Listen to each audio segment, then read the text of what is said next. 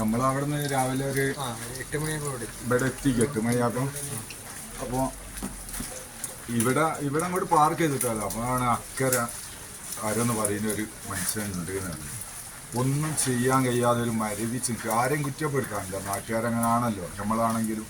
അതിൽ ഞങ്ങൾ അക്കരെ കടുക്കുമ്പോഴാണ് പിന്നെ ഒരു ഭയാനകമായ മനസ്സിനെ പ്രയാസപ്പെടുത്തുന്നത്. ഒന്നുമില്ല ഞങ്ങളെ കയ്യിൽ, അങ്ങനെ കൊണ്ടുവരികയെന്നുള്ളത്. പിന്നെയാണ് എൻ്റെ തുണിയൊക്കെ കഴിച്ചിട്ട് ഇവർക്ക് എത്തിക്കുന്നത്, ഈ ഭാഗത്തൊക്കെ എത്തിക്കുന്നത്. അപ്പോൾ ഇത് അടിയന്തരമായി സർക്കാർ ബന്ധപ്പെട്ട ഇപ്പോൾ അതിൻ്റെ അക്കരുണ്ട് ഒരു ആളുകൾ കൂടിക്കഴിക്കുക, പെട്ട് കഴിക്കുക.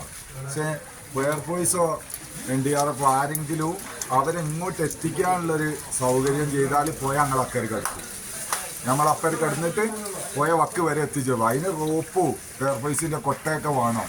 ഇതൊക്കെ ഇവിടെ കിട്ടും. പിന്നെ നമ്മളിപ്പോൾ ഈ ഭാഗത്താണ് നിൽക്കുന്നത്. മുകളിലോട്ടൊക്കെ ഉള്ള അവസ്ഥ ഭയാനക. ഇപ്പം 2 കിലോമീറ്റർ ആരോ എന്ന് കണ്ട് ഒരു മനുഷ്യൻ കടുക്കുന്നുണ്ട് പറഞ്ഞാൽ ഞങ്ങൾ അവിടെ പോയിട്ടാണ് ആ മയ്യത്ത് എടുത്ത് വരുന്നത്. പിന്നെ ഇപ്പം മുകളിലുള്ള എത്ര ആളെ 21 അവിടെ കിട്ടി. 21 ആളിപ്പോൾ ഇവിടെ നിന്ന് കിട്ടി. ഇതിൻ്റെ അടിയിൽ ആളുകൾ ഉണ്ടോയെന്ന് അറിയാലോ. ആയിരക്കണക്കിന് ലോഡും മരങ്ങളാണ് അവിടെ. അപ്പം സർക്കാർ ഒരുപാട് വൈകി ഉണർന്നിട്ടൊന്നും കാര്യമല്ല. അതായത് മറ്റേ ഇവിടെ പോലെ എന്ത് കർണാടക ലോറി വീണില്ലേ, പോയി വന്ന് ഒരേ പെൻഷൻ അടിക്കാൻ ഞങ്ങളൊക്കെ. പിന്നെ അതൊന്നും നോക്കാൻ നേരമില്ല. രാജ്യത്തിന് ദുരന്തങ്ങൾ വരുമ്പോൾ കനിയതൊന്നും. അപ്പോൾ ഞങ്ങൾ വിനീതമായിട്ട് പറയാണ്, വളരെ പെട്ടെന്ന് നമ്മളെ രാജ്യത്തുള്ള മെഷീനറികൾ ഉപയോഗപ്പെടുത്തണം. ഇവിടെ ഇപ്പോൾ ചെയ്യേണ്ട ട്രാക്ടറുകളും ക്രെയിനും ഈ മരങ്ങൾ സൈഡാക്കണം. അത് എടുത്തു കഴിഞ്ഞാൽ അറിയാം അതിന്റെ അടിയിൽ എത്ര ആളുകൾ ഉണ്ടോന്നില്ല. നിങ്ങൾ വന്നാൽ ഏതാണ്ട് എത്ര ബോഡി നിങ്ങൾ എടുത്തിട്ടുണ്ട്? മൊത്തം 21. ഞങ്ങൾ അന്നപ്പം വന്ന ഞങ്ങൾ 5-10 മിനിറ്റ് ആയിട്ടുള്ളൂ ഈ ഭക്ഷണം കഴിക്കുമ്പോൾ. അതായത് കാല് പോലും ഭക്ഷണമൊക്കെ കിട്ടിയിട്ടുണ്ടോ? വളരെ ഇതൊക്കെ. പക്ഷെ ഞങ്ങൾ വരുമ്പോ ഒരാളും ഇല്ല. ഇവിടെ ഉള്ള ഒരു തരത്ത് നിൽക്കുന്ന സമൂഹത്തിന്റെ ഇടയിലേക്ക് നമ്മൾ എത്തുന്നത്. ഇപ്പതാ എല്ലാവരും സെറ്റ്. അതുപോലെ സർക്കാർ വളരെ പെട്ടെന്ന് ഇന്നും നാളെ ആയിട്ട് എന്താണ് നമ്മൾ ഏരിയത്തുള്ളത് മിഷനറി അപ്പുറം കുടുങ്ങി കഴിക്കുന്ന പോലെ ഇങ്ങോട്ട് എത്തിച്ചേരും. ഞാൻ പറഞ്ഞു കൊണ്ടുവരുന്നത് ചില സംഭവം ഒരുപാട് വൈകി ഒന്നും ചെയ്തിട്ട് കാര്യമില്ല. അല്ലേ അക്കരെ ശരിക്ക് ക്രെയിനും അല്ലെങ്കിൽ ട്രാക്ടർ കൊണ്ടുവന്നിട്ട് മരങ്ങൾ വലിച്ചു മാറ്റിയാൽ മാത്രമേ നമുക്ക് ഇനി അതിന്റെ ഇടയിൽ ആരെങ്കിലും കുടുങ്ങി കിടക്കുന്നുണ്ടോ ഇല്ലേ എന്നുള്ളത് വ്യക്തമാകുള്ളൂ. അപ്പൊ കണ്ടമാനം മരങ്ങൾ അടഞ്ഞെടുക്കുന്നുണ്ട്. ഇന്ന് ചെയ്യേണ്ട സംഗതി ഇന്ന് തന്നെ ചെയ്യണം. അത് നാളേക്ക് മീറ്റിംഗ് അങ്ങനല്ല ചെയ്യേണ്ടത്. ചെയ്യാനുള്ള എത്രയും പെട്ടെന്ന് ഇന്നോ നാളായിട്ട് ചെയ്യുക. വലിയ വലിയ മെഷീനറി സാധനങ്ങൾ ഉപയോഗിക്കുക. ട്രെയിന് കൊണ്ടുവരണം, ട്രാക്ടർ വേണം, JCB വേണം. എന്നിട്ട് ആ മരങ്ങൾ പൊട്ടിക്കേണ്ടി. മരണപ്പെട്ട കൂടുതലും കുട്ടികളോ സ്ത്രീകളൊക്കെ ആണോ? ചെറിയ അതൊന്നും സഹിക്കാൻ കഴിയുന്നില്ല. ചെറിയ മക്കളെ മയ്യത്ത്, സ്ത്രീകളെ മയ്യത്ത് കാലുകളൊക്കെ പൊട്ടിയോ പല ചെയ്താ അത് പ്രയാസം. പക്ഷെ ചിലടത്ത് നമ്മൾ പോരാളികളാകാന്നല്ലാതെ വേറെ മാർഗമൊന്നുമില്ല. സങ്കടങ്ങളില്ലാണ്ടല്ല.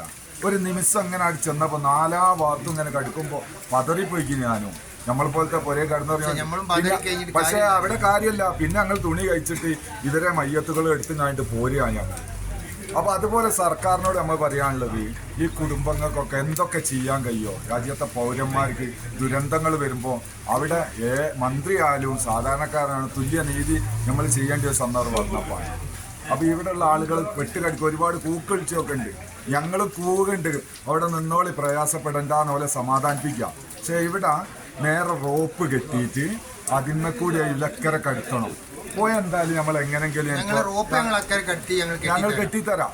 ഇവിടേക്ക് എത്തുകയെന്നുള്ള ഫയർഫോഴ്സിന്റെ കാര്യങ്ങൾ ആരെ കുറിച്ച് എത്തിക്കാൻ പ്രയാസമാണല്ലേ. അവർക്ക് ഇങ്ങോട്ട് വരാനില്ല. അവർ പെട്ടടിക്കുക. പക്ഷേ ഫോൺ ഇങ്ങനെ വരുന്നുണ്ട്. അപ്പോൾ വളരെ പെട്ടെന്ന് ഇവരൊക്കെ ഫയർഫോഴ്സായാലും മറ്റുള്ള കാര്യങ്ങൾ ചെയ്യാനുള്ള. പിന്നെ ഒരുപാട് ആളുകൾ ഈ മരത്തിൻ്റെ അടിയുണ്ട്. ഒരു മനുഷ്യൻ ഞങ്ങൾ കൊണ്ടുവരുന്നത് 2 കിലോമീറ്റർ അപ്പുറത്ത് പോയിട്ടാണ്. അപ്പോൾ ഞങ്ങൾ 5 ആൾ അങ്ങോട്ട് പോയിക്കോളാന്ന് പറഞ്ഞ് ബാക്കി കൂടുതലുള്ളവരൊക്കെ ഇവിടെ നിന്ന്. പിന്നെ നമ്മൾ ആംബുലൻസിൻ്റെ സാധനത്തിൻ്റെ ആളുകളെ കൊണ്ട് അങ്ങോട്ട് ഹോസ്പിറ്റലിലേക്ക് പോയിക്കൊണ്ടിട്ടാണ് ബസ്സിൽ. ഓക്കെ, ആളുകളൊക്കെ വളരെ പക്ഷെ പശുത്ത ഒരു മരവിപ്പ് ആർക്കാലും ഉണ്ടാവുമല്ലോ. അപ്പോൾ ആണ് പിന്നെ വരുമ്പോൾ ഒന്നും തുണിയില്ലാന്ന്. ഇപ്പൊ 100 കണക്കിന് തുണികളാ വിലകുണ്ട്. അത് തുണിയില്ലാണ്ട് കൊണ്ടുവരാൻ കഴിയും. നമ്മളിങ്ങനെ വെയ്ത് അങ്ങോട്ട് ചളിയായിരുന്നു. പിന്നെ ഒരു പ്രാവശ്യം JCBന്റെ കയ്യിൽ കയറി അറിയാക്കാൻ വേണ്ടി വന്നു.